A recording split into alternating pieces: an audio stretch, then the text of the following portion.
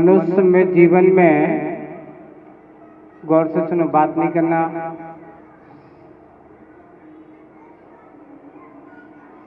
चार गतियों में मनुष्य गति अपने आप में एक बहुत बहुमूल्य गति है।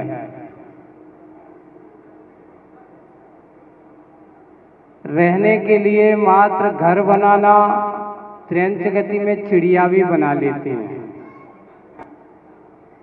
वे भी अपने घोंसला बना करके जीवन जी लेते हैं।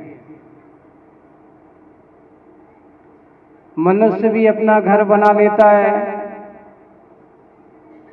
रह करके जिंदगी काट लेता है। लेकिन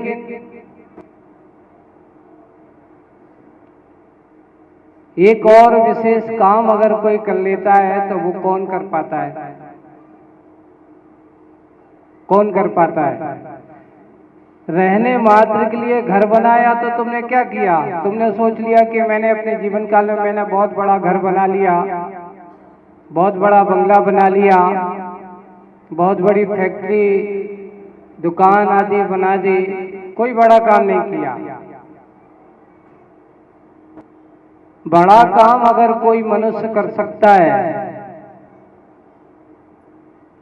तो बंधुओं, ये लिखा है कि अपने जीवन काल में किसी एक जिनालय के निर्माण में अपना सहयोग कर लेना, ये सबसे बड़ा काम होता है। क्यों? देखिए, वो घर तुम बनाओगे तो लोग कहते हैं कि ये मेरा घर है, लेकिन जब तुम भगवान का जिनालय बनाते तो आप लोग क्या कहते? ये भगवान का मंदिर है, आपका भाई। एक व्यक्ति अगर अकेला भी पूरा द्रव्य लगाता हो, जमीन जायदाद सब कुछ करता हो, लेकिन उससे पूछा जाए ये क्या है, वो ये नहीं कहता मेरा घर, वो कहता है भगवान का मंदिर है। बहुत पुण्य कर्म का उदय आता है कि अपने जीवन काल में अगर हमें ऐसा कोई अवसर मिलता हो, ऐसे समय पर अगर हमारे लिए कोई मौका मिलता हो और ऐसे मौके को हम आए और हाथ से छोड़ दें, तो बंधुओं, आपकी संपत्ति होने के बावजूद भी, आपके हाथ में संपत्ति मिलने के बाद भी आप उस संपत्ति की क्या करके दूसरों को सौंप के चले गए, तो तुमने बड़ा काम क्या किया? आगे जाकर के वे बेटे लड़ेंगे, आपस में बंटवारा करेंगे। यहाँ पिताजी गए नहीं, वहां पहले सबसे पहला चर्चा यही होती कि कौन के हिस्से में कौन सी जगह, कौन सी जमीन, कौन सी जायदाद, कितना पैसा, कितना सोना, किसका, दिमाग में वही चलता है। नियम से परिग्रह जब भी होता है, पैसा जब भी होता है, वो पाप बुद्धि को पैदा करता है। लेकिन अगर हम कुछ अच्छा काम करने के लिए एक छोटा सा सहयोग भी करते हैं तो उसका वह सहयोग कहा जाता है, उसका सहयोग जो कहा जाता है, तो वह सहयोग उसके लिए कहते हैं छोटा सा सहयोग। भाई, इसकी अपनी क्षमता के अनुसार इसने सहयोग किया, ये बधाई का बात है। आपको एक प्रसंग सुनाता हूं। वो प्रसंग आपको, आप लोगों ने बहुत अच्छे से देखा होगा और उसको चरितार्थ भी किया गया। कहते हैं कि जब सीता का हरण हुआ और पूरा समुद्र पार करना है ना, तो समुद्र पार करना है तो अपने यहाँ जैन दर्शन में नल और नील विद्याधर पुत्र माने जाते हैं। उनके पास एक पुल बनाने की विद्या थी और वो पत्थर उनके पास उस विद्या को बनाते हुए उन्होंने करते हुए पूरे के पूरे पत्थर, उसमें लिखा गया कि भक्ति भाव समर्पण के साथ उन्होंने बनाया। पत्थर पे राम राम लिखते जा रहे हैं, वो पत्थर डूबता नहीं है, पुल बनता जा रहा है। बनाने के काम, बहुत सारे उनके साथ में सहयोगी बने हुए हैं। तभी कहते हैं उस समय एक गिलहरी, कितनी सी है गिलहरी, छोटी सी है ना। अब वो छोटी सी गिलहरी अगर वो एक इतना सा पत्थर भी नहीं उठा सकती, इतना सा पत्थर भी नहीं उठा सकती, लेकिन फिर भी वो क्या करती है, उस समुद्र तट पे जाती है, पानी में डुबकी लगाती है, रेत में लौटती है और रेत के कण अपने शरीर में छप लगा करके और पुल पे जा करके झरा देती है। और वो रेत के कण जहां जहां कहीं भी सासर थोड़ी भी दिखती पानी आने की, उसमें जाकर के वो जमती जा रही है। कुछ लोगों ने देखा ये क्या कर रही है, पागल, तेरे इस प्रकार के करने से क्या पुल बन जाएगा। उसने बड़ा अच्छा उत्तर दिया था। देखिए उसने उत्तर क्या दिया, उसने उत्तर दिया कि मैं मानती हूं कि मेरे ऐसे करने से, मेरा ऐसा करने से पुल कभी बनने वाला नहीं है, लेकिन बंधुओं ये ध्यान रखना, मेरी इतना सा पुरुषार्थ, छोटा सा पुरुषार्थ जब भी कोई कहेगा और लिस्ट में मेरा नाम आएगा तो कम से कम मेरा नाम पुल निर्माण कर्ताओं में तो आएगा, पुल निर्माण तोड़ने में तो नहीं आएगा। उसने कहा वाह, छोटा सा एक दान, छोटा सा धनराशि, छोटी सी भी हमारा त्याग, आपकी करोड़ों अरबों की संपत्ति कोई काम नहीं आएगी, रखे रखे दर चले जाना, लेकिन अगर यहाँ के 11 कलश या हमारी थोड़ी सी भी राशि आपके भगवान के मंदिर निर्माण में काम लग गया तो बंधुओं जहाँ भी आप रहोगे, किसी भी गति में रहोगे, मंदिर निर्माण का पुण्य आपकी सत्ता में हमेशा बना रहेगा। आपके लिए वो पुण्य का आश्रम कराता रहेगा। क्यों? क्योंकि यहाँ जितने व्यक्ति भी आएंगे, जितनी बार भी नमोस्तु करेंगे, उस नमोस्तु से जो पुण्य का अर्जन किया तो मंदिर निर्माण बनाने वालों में त्याग करने वालों को छठवां हिस्सा उसके पुण्य के किसके पास जाएगा, ऐसा हमारे आगम में लिखा हुआ है। इसलिए अच्छे काम में सहयोगी बनो। हमेशा जितना जितना हमारा द्रव्य पुण्य के क्षेत्र में लगता चला जाएगा, उतना उतना आपकी पुण्य की परिणतियां और बढ़ती चली जाती है। इसलिए विरले हैं, इस मनुष्य गति में घर बनाना तो बहुत आसान है, क्योंकि घर तो चिड़िया भी बना लेती है ना, पशु पक्षी भी बना लेते हैं, वे भी कहीं ना कहीं गुफाओं में अपने घर बना करके अपना जीवन व्यतीत कर लेते हैं, लेकिन वे कभी भगवान का मंदिर भगवान ही बनाने का सौभाग्य अगर है तो इस गति में ही मिलता है। इसलिए ऐसे सौभाग्य को अर्जित करना, जहाँ भी नगर में हो, शहर में भी हो, देखिए कभी जब कभी अवसर मिलता हो तो ऐसे अवसरों का लाभ हमें कभी छोड़ना नहीं है। अभी हम बैठे थे और चर्चा चल रही थी, सबसे पहले सन 1978 में एक छोटे से भगवान से यहाँ पर मंदिर की शुरुआत हुई। कब हुई? सन 1978 में एक छोटा सा 3 सेट बना करके लोगों ने यहाँ भगवान की शुरुआत की।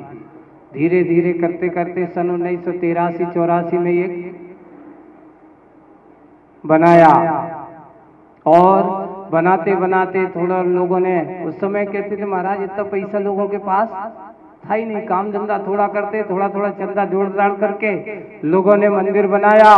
और सन 94 में इस मंदिर की पहली बार प्रतिष्ठा हुई।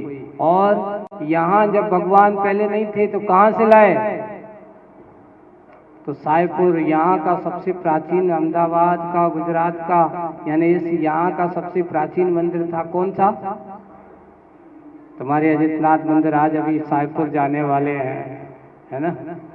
साईपुर समिति वालों का, यहाँ से बहुत बड़े, वहाँ से लोगों ने आपके लिए एक जिनबिंब भगवान महावीर स्वामी दिए। और देखो उन महावीर स्वामी का चमत्कार कि धीरे धीरे बढ़ते बढ़ते बढ़ते बढ़ते इस एरिया में आए और लोगों के बड़े बड़े घर बन गए, लोगों के बड़े बड़े व्यापार हो गए। जो कभी छोटा व्यापार करते थे आज करोड़ों का व्यापार करने वाले बन गए। ये पुण्य। आप किसी मंदिर को सामान्य मत समझ लेना।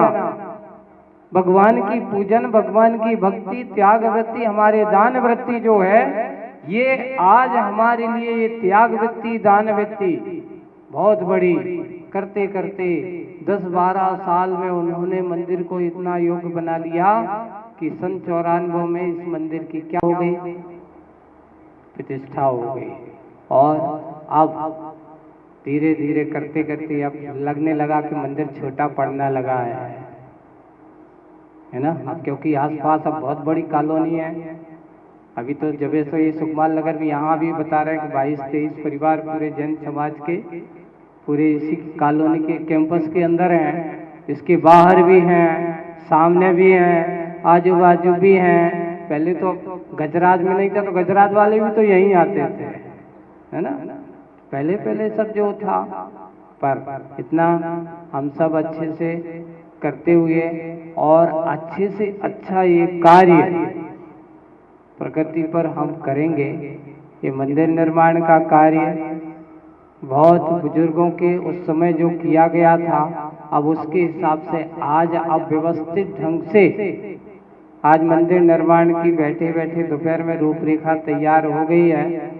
मंदिर निर्माण करने वाले कार्यकर्ताओं को एक जरूर मैं कहना चाह रहा हूँ, वो ये कहना चाहता हूँ कि देखिए, तुम अगर अपना समय यहाँ जितना दोगे तो वो समय तुम्हारा बहुमूल्य समय बनेगा। और कार्यकर्ताओं से एक विशेष बात यह है कि कभी दूसरा व्यक्ति कुछ कहता है तो कहने की क्षमता, हमें सुनने की क्षमता रखना चाहिए। कभी किसी पर आक्रोशित नहीं होना चाहिए। इसलिए क्योंकि जितना जितना हम कार्य करेंगे, ये कार्य ही हमारे लिए कर्तव्य परायणता की ओर है। और ये कर्ता बनकर के काम मत करना। ये सोच लेना कि भगवान की पूजा जैसे हम अच्छे भक्ति भाव से करते हैं, ये काम हमारी पूजा से बढ़कर के काम है। क्योंकि हजारों लोगों को पूजा बनाने के लिए अनुकूलता बनाई जा रही है। कितने लोगों को हम पूजा के लिए अच्छा प्रशस्त वातावरण देने वाले हैं। इसलिए इससे बड़ी और हमारी दूसरी कोई पूजा नहीं है। इसलिए कर्तव्य दृष्टि से काम करना है। कर्तृत्व दृष्टि से कभी भगवान के चरणों में मत जाना कि मैंने ऐसा किया। जहाँ कर्तृत्वपना होता है वहाँ कर्तव्य गौण होता है, और जहाँ कर्तव्य मुख होता है वहाँ कर्तृत्व गौण होता है। इसलिए कभी कर्ता बन करके नहीं कि मैंने ऐसा किया, मैंने ऐसा किया, नहीं। हम कर्तव्य परायण बन करके अच्छे काम करेंगे, जैसे ही मंगल भावना के साथ कि सब अच्छे से काम करें। आज के इस पावन दिवस पर यहाँ पर जो विधान हुआ, विधान के साथ साथ आज लोगों ने आकर के कहा था कि महाराज मंदिर का काम भी हमारा यहाँ का बहुत अच्छे से इंजीनियरों उनके मार्गदर्शन में ये काम आगे अच्छे से होगा और मंदिर भी अच्छा आगे अच्छे से अच्छा और बन करके तैयार होगा। सब लोग अच्छा मानस बनाएं, सब लोग जितना बन सके इस कार्य में अपने आप को सहयोगी बनना, क्योंकि जितने सहयोगी बनोगे उतने ही तुम्हारे लिए पुण्य का आश्रव का कारण बनेगा। सब लोग ऐसे इस कार्य में सहयोगी बने। इसी मंगल भावना के साथ बोलिए परम पूज्य आचार्य गुरुवर श्री विद्यासागर जी महाराज की। आज अभी यहाँ का कार्यक्रम हुआ, कल बहुत अच्छा दिन है ना। कल कौन सा दिन है? चैत्र शुक्ला पंचमी, और कल अजितनाथ भगवान का मोक्ष कल्याणक है। और अजितनाथ भगवान की मेन मंदिर में कल अजितनाथ भगवान का विधान साईपुर में है। इसलिए कल मोक्ष कल्याणक के साथ साथ वहाँ के महोत्सव को भी अपन अच्छे से आनंद के साथ मनाएंगे, ऐसी भावना। बोलिए परम पूज्य आचार्य गुरुवर श्री विद्यासागर जी। सभी शांति लोग बनाएंगे, हाथ जोड़ो। ओम नमः सिद्धेभ्यः।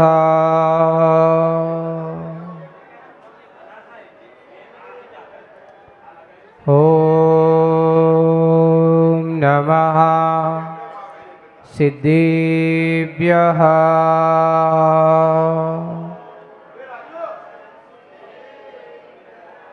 ओम नमः सिद्धेभ्यः।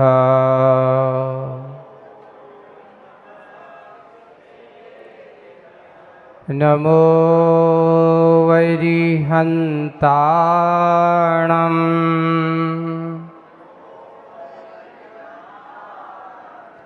नमो सिद्धाणम्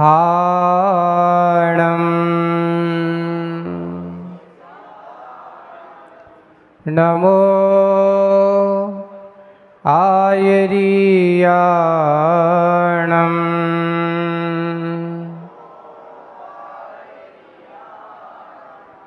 नमो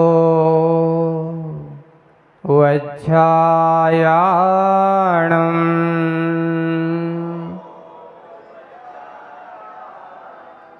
नमो लोये सव्यसाहूणम्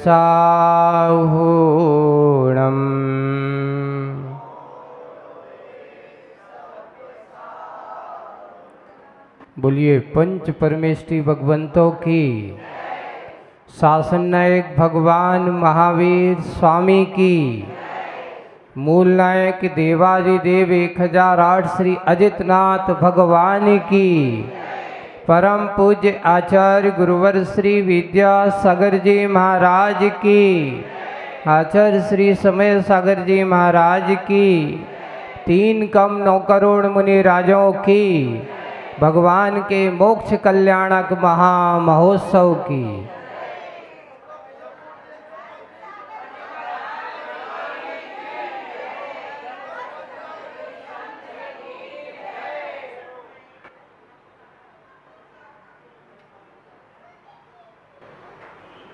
एक जीव का संसार के दलदल से कैसे ऊपर उठना होता है, इस संसार के 4 गति के चक्कर से उठ करके कर्म के इस थपेड़ों को सहन करने की इस प्रक्रिया को समाप्त करने का जिन्होंने अंत किया है वे ही भगवंत बने हैं। आज जिनका हमने गुणगान किया,